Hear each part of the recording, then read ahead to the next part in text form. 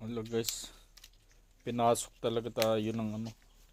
Wala talagang ligtas yung lugar mo kahit ganito siya.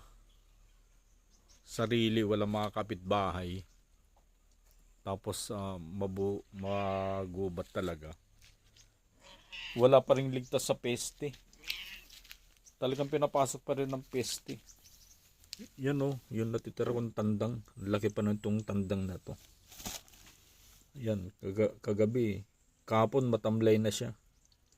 Pero ngayon, lugmok na siya. Hinintay ko na lang yung oras niya. Saka ko siya ilibing. Hindi ko naman to kakainin guys at saka ano. Hindi ko naman to lulutuin para ipakain sa mga pusa. Ililibing ko na lang siya.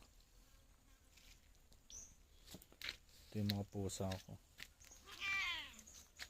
Ano Ning?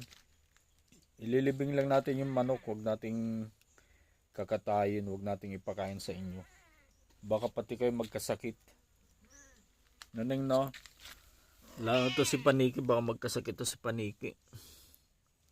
Papakainin ko lang kayo ng dog food. O kaya mga ano. Tapos kanin. Yung galunggong na lang ipapakain ko sa inyo. Kaysa naman yung ano. Yung manok na namatay sa peste.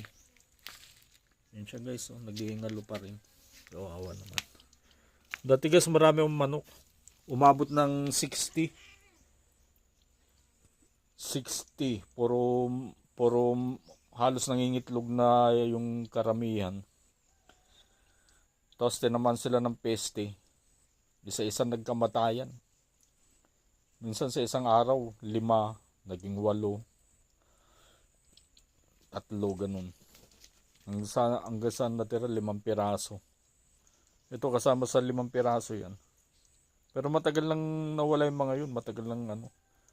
Walang peste. Tapos ngayon bumalik na naman. Kaya pag naubos hindi na mag-aalaga ng manok. Talagang ang manok. Talagang ang sakit niyang peste.